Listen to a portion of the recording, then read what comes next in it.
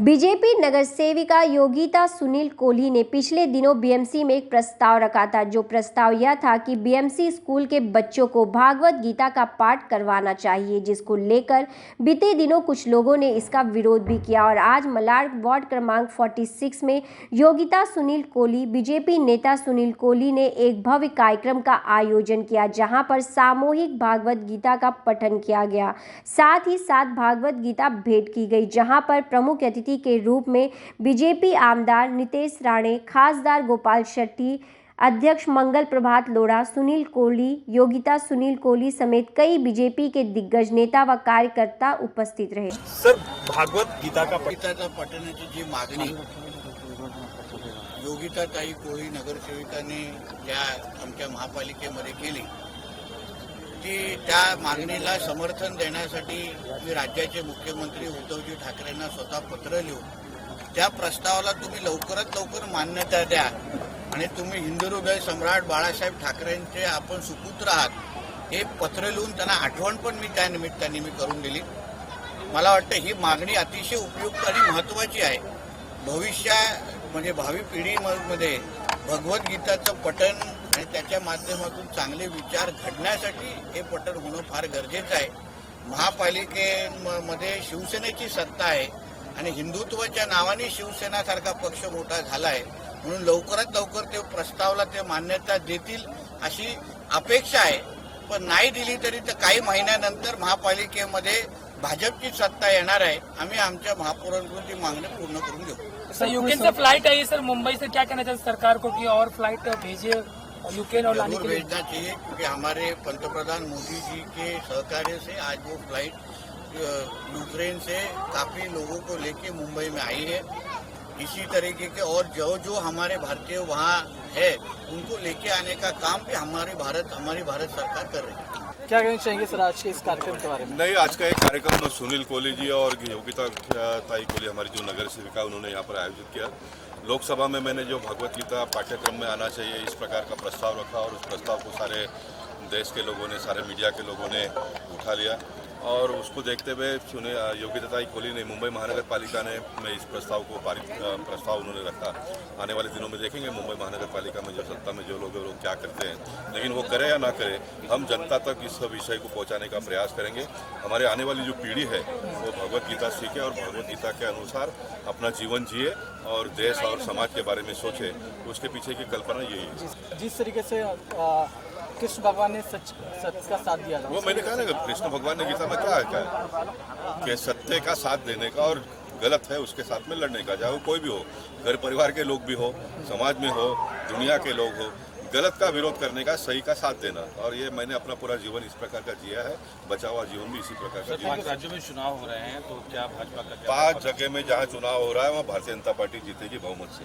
गीता का पाठ हुआ है, तो आपका क्या प्रस्ताव था और क्या मांग? मेरा प्रस्ताव ये था कि विद्यार्थियों को भागवत गीता का पठन होना चाहिए और उनकी ऊर्जा बढ़नी चाहिए, और क्योंकि ये छोटे बच्चे हैं, भारत का भविष्य है, वो समझ आनी चाहिए, इसलिए मैंने ये प्रस्ताव रखा था महापौर महोदय के सामने और आशा करती हूँ कि ये जल्द से जल्द प्रस्ताव पास हो जाए। कहीं ना कहीं ऐसा देखा गया आपने प्रस्ताव रखा और इसका विरोध हुआ, क्या कहना चाहिए? देखो, एक नगर सेवक और एक आमदार रईस शेख जी है, उनका मैं सम्मान करती हूँ कि उन्होंने विरोध किया।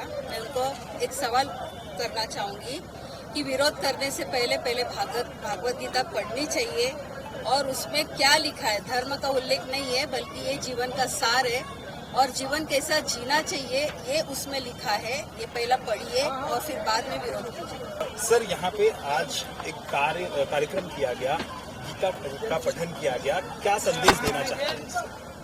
संदेश तो यही देना चाहते हैं कि खास करके आज हमने ये कार्यक्रम मलाड में रखा और मलाड में रखने का ही कारण ये है कि जो पिछले कई महीनों से आप जो घटनाएं सुनेंगे, मालवनी में जो अल्पसंख्यक हिंदू है उनको वहां से स्थलांतर होना पड़ रहा है, उनको मालवनी छोड़ के भागना पड़ रहा है। और इसके लिए आवाज उठाने के लिए कई बार हमारे आदरणीय मुंबई के अध्यक्ष मंगल प्रभात लोढ़ा जी, हमारे खासदार, हमारे विरोधी पक्ष नेता प्रवीण दरेकर जी, हमारे नितेश राणे जी और हम कई बार वहाँ मालवनी में जाके पुलिस के सामने हमको संघर्ष करना पड़ा कि ये क्यों हो रहा है, लेकिन पुलिस उसका सही जवाब नहीं दे पा रही थी। उसको पॉलिटिकल प्रेशर था, यहाँ के लोकल आमदार असलम शेख के वरद हस्त से ये सब हो रहा था और उसका हमने विरोध किया।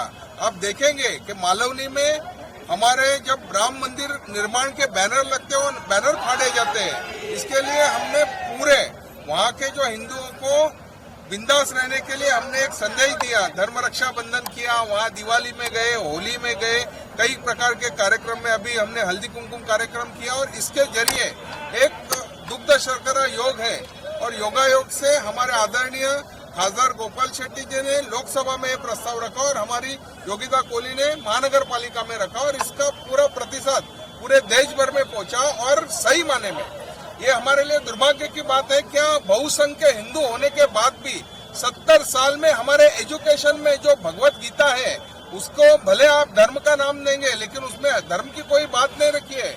हमें इंसान को किस तरह हमारा बर्ताव करना चाहिए, इंसान को हमारा किस तरह आचरण करना चाहिए, किस तरह हमारा जीवन जीना चाहिए, क्या अधर्म है क्या धर्म है, ये हमें लिखा है और यही हमने मांग की है कि हमारे शालेय शिक्षण में हमारे विद्यार्थियों को भगवत गीता सिखाई जाए, पढ़ाई जाए, पठन की जाए ताकि हमारी आने वाली नस्ल, हमारी पीढ़ी काफी अच्छी हो। आपकी अगर ये मांग स्वीकार नहीं की जाती तो आपका अगला कदम क्या होगा?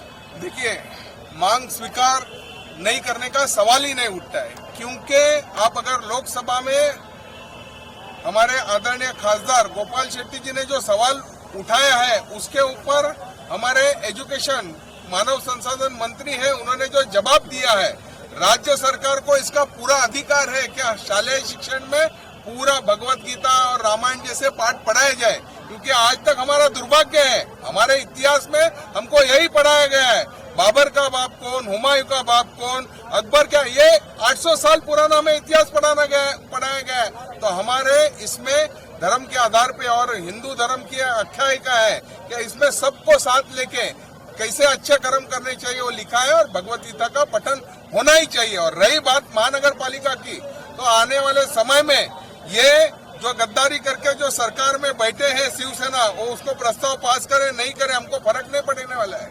1-2 महीने में मुंबई महानगर पालिका का चुनाव होगा, उसमें भारतीय जनता पार्टी का मेयर बनेगा, स्पष्ट बहुमत भारतीय जनता पार्टी को मिलेगा और हम ये प्रस्ताव महानगर पालिका में लाके रहेंगे। आप देख रहे हैं सक्षम न्यूज इंडिया, सबसे पहले सबसे तेज।